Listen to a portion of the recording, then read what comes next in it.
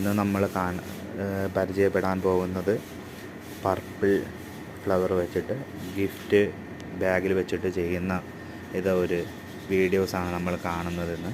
അതിൻ്റെ കൂടെ തന്നെ നമ്മൾ മണിയും ആഡ് ചെയ്തിട്ടുണ്ട്.